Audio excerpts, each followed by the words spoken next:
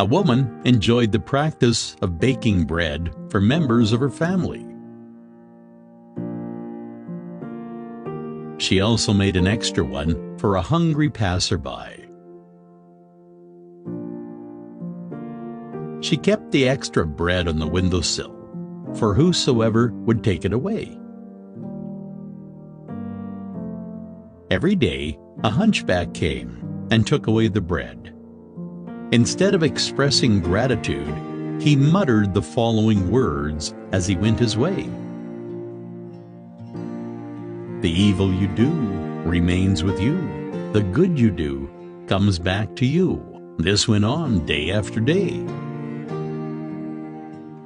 Every day, the hunchback came, picked up the bread, and uttered the words, "The evil you do remains with you. The good you do comes back to you." The woman felt irritated. "Not a word of gratitude," she said to herself. "Every day, this hunchback utters this jingle. What does it mean?" One day, she decided to do away with him. "I shall get rid of this hunchback," she said. She added poison to the bread she prepared for him. However, as she was about to place the loaf on the windowsill, her hands trembled. "What is this I'm doing?" she said to herself. Immediately, she threw the bread into the fire, prepared another one, and placed it on the windowsill. As usual, the hunchback came, picked up the bread, and muttered the words, "The evil you do remains with you.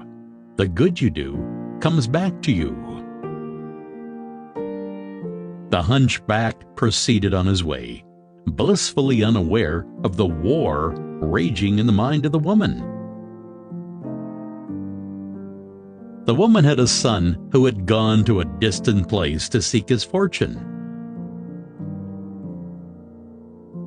For many months, she had no news of him, and she prayed fervently for his safe return. That evening, there was a knock on the door.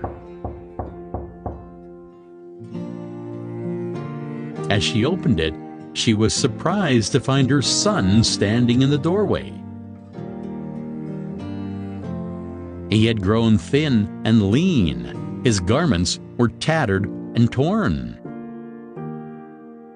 He was hungry, starved, and weak.